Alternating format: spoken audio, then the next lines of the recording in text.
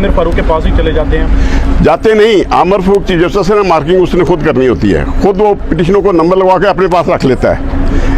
इंशाल्लाह अगली पेशी पे आमिर फारूक होगा या हम होंगे, ये आपको बता दें। मैं गुजारिश करता हूँ, वो छोटे छोटे रिलीफ दिए हैं उसने, असल रिलीफ जो है ये है साइफर का केस। अब अगर वो आपकी बात नहीं मानते तो फिर बात मनाने की नहीं, हम कहते हैं अगर कानून पे अमल ना किया तो हम दूसरा रास्ता अपनाएंगे। हम कोई भी रास्ता इख्तियार कर सकते हैं। हमें इंस्ट्रक्शंस मिल गई हैं आज खान साहब से भी और शाह महमूद कुरैशी साहब से भी कि हमें एतमाद नहीं है आमिर फारूक पे। पहले भी एक हमारे साबिक जज की फिल्म बना के चलाई गई, जिसकी वजह से ये जो दहशत फौजी अदालतों का फैसला ना हो सका। 14 मई के फैसले की कंटेम्प्ट जो तैयार पड़ी थी, जिसपे हुक्म होना था कि इलेक्शन क्यों नहीं कराए, इन पे कंटेम्प्ट लगाई जाए, वो क्यों नहीं सुनी गई? वो ब्लैकमेल किया गया एक जैशाबाद। 2 जजेस की कुछ प्रॉपर्टियों की मूवीज भी हैं और मूवीज भी हैं, पता नहीं कौन कौन सी हैं, जिनको अदारे इस्तेमाल करके उन सीनियर जजेस को जो है ब्लैकमेल और हरासा कर रहे हैं। मैं आपको साफ बता दूं, ये अदारे ब्लैकमेल और हरासा कर रहे हैं हमारे जजेस को। हम जजेस के साथ खड़े हैं। वो कॉन्स्टिट्यूशन के मुहाफिज साहब और शाह महमूद कुरैशी साहब ने वाज़ेह अल्फाज में जज साहब को कहा है कि आपके हुक्म की कोई तामील नहीं हो रही, ना ही मेरे वकला को मुझसे मिलने दिया जा रहा है। जिस पर अदालत ने बड़ा सख्त नोटिस लेते हुए सुपरडेंट जेल को बुला के हदायत की और ऑर्डर किया इन राइटिंग कि इनके वकला को और इनकी फैमिली को आपने मुलाकातें करवानी हैं। दूसरी बात जो आज हुई, वहाँ जो इमरान खान साहब ने पूरी कौम को जो मैसेज दिया है, यही कहा है कि पूरी कौम तगड़ी हो जाए, मैं मजबूत हूँ, मुझे ये लोग नहीं तोड़ सकते, किसी सूरत नहीं तोड़ सकते। मैं कौम के लिए, मैं पाकिस्तानी हूँ, पाकिस्तान में ही रहूँगा और पाकिस्तान में ही मरूँगा, मैं मुल्क से भागूंगा नहीं। मैं इन कुव्वतों का मुकाबला करूँगा, इस कौम को इस दलदल से, महंगाई के दलदल से, और जो हमारे ऊपर 40 सालों से जो मुसल्लत जो गुंडे बदमाश जो है सियासतदान, उनकी छुट्टी करवाएंगे।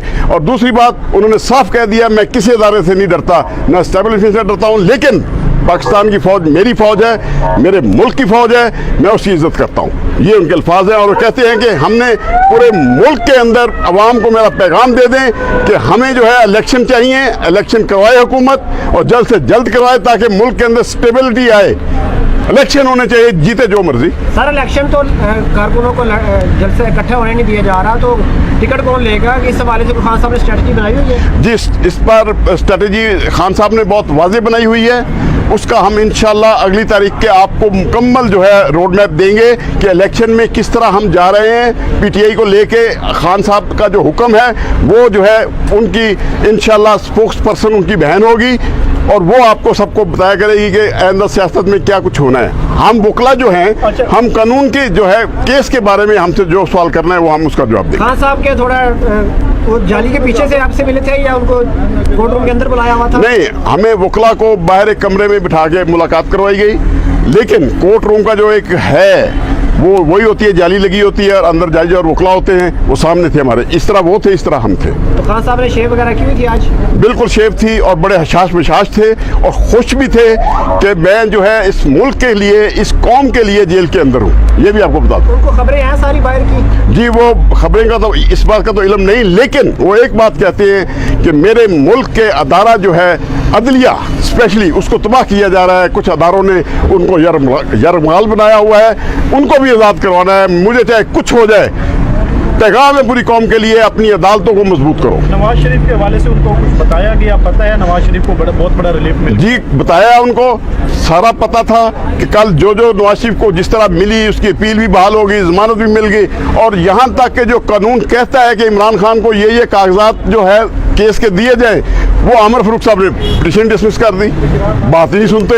आज ये पैगाम दे दिया है कि आमिर फारूक के पास मेरा कोई केस ना सुनवाया जाए। अच्छा सर, आमिर फारूक के हवाले से आपने पीटीआई की जो लीगल टीम है 3 से 4 दफ़ा यही बातें कर चुकी है और यही इन पर अमल भी किया गया है, लेकिन उसके बाद फिर आप आमिर फारूक के पास ही चले जाते हैं? जाते नहीं, आमिर फारूक चीफ जस्टिस से मार्किंग उसने खुद करनी होती है, खुद वो पिटिशनों को नंबर लगवा के अपने पास रख लेता है।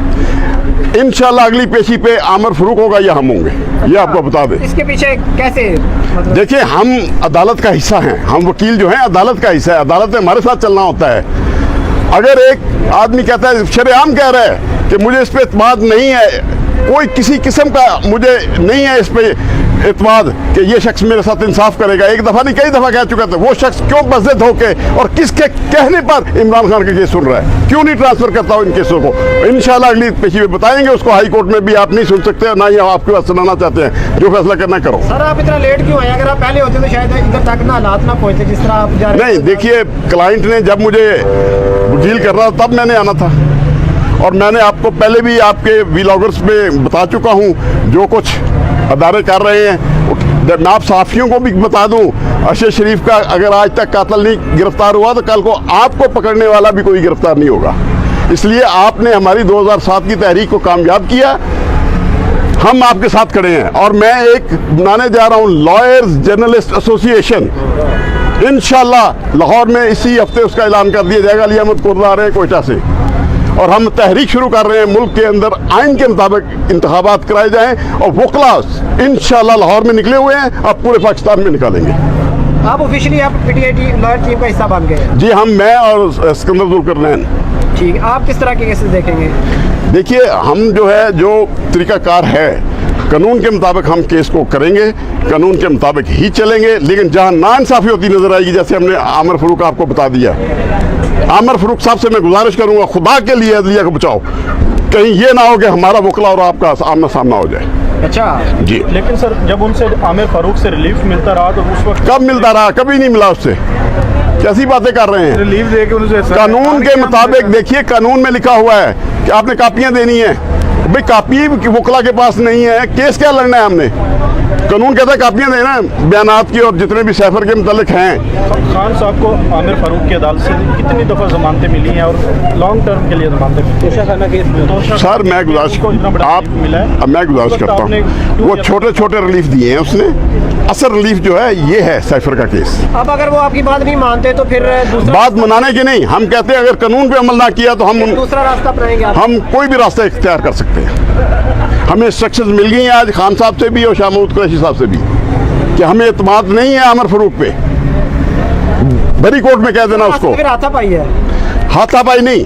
देखिए, हम कानूनदान हैं, कानून का रास्ता इख्तियार करेंगे, उनको ही एप्लीकेशन देंगे कि जी आप ना सुने हमारा केस। आज सुप्रीम जुडिशल काउंसिल का इजलास भी हो रहा है, क्या आप उनके खिलाफ रेफरेंस दायर करेंगे? फिर बात जो है सुप्रीम जुडिशल काउंसिल जो है, मैं आपको साफ बता दूं, ऑलरेडी पहले भी एक हमारे साबिक जज की फिल्म बना के चलाई गई, जिसकी वजह से ये जो दहशत फौजी अदालतों को फैसला ना हो सका। 14 मई के फैसले की कंटेम्प्ट जो तैयार पड़ी थी, जिसपे हुक्म होना था कि इलेक्शन क्यों नहीं कराए, इन पे कंटेम्प्ट लगाई जाए, वो क्यों नहीं सुनी गई? वो ब्लैकमेल किया गया एक जैशाबाद।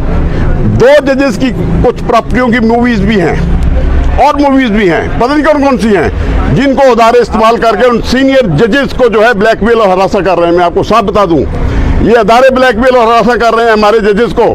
हम जजेस के साथ खड़े हैं, वो कॉन्स्टिट्यूशन के मुहाफिज हैं, हम उनके सिपाही हैं।